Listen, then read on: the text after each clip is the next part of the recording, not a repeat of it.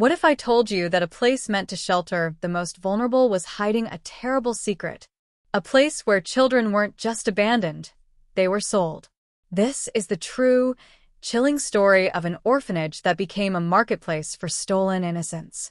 Our story takes us to the late 1960s, to a quiet town in Tennessee, where St. Helena's Home for Children stood as a beacon of hope, or so it seemed. To the outside world, it was a place where orphans found shelter, a second chance at life. But behind those towering iron gates, a sinister operation was underway, one that would remain hidden for decades. It started with whispers, rumors of children disappearing overnight.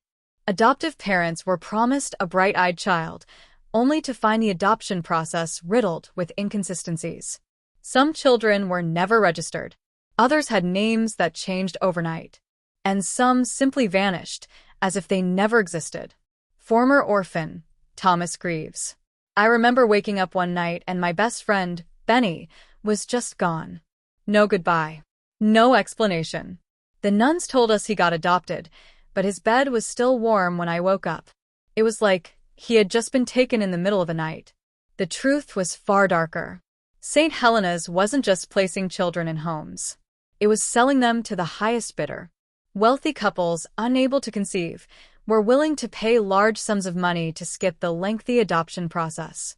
And for those who asked too many questions, the records were conveniently lost. The orphanage had perfected its deception. Some children were given new identities, falsified birth certificates, and sold under the guise of legal adoptions. Others weren't so lucky. Those deemed unfit, sickly, disabled, or simply too old were sent away, never to be seen again. We started looking into the records in the early 1980s. Nothing matched. Kids that were supposedly adopted had no traceable families. Some of them had birth certificates issued years after they were born. It was like they were ghosts. It wasn't until a brave whistleblower came forward that the truth finally surfaced.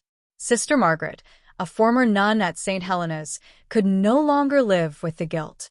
In a sworn statement, she revealed how children were taken in the dead of night, how documents were destroyed, and how the orphanage's director, Reverend Mother Eleanor Hayes, ran the entire operation like a business.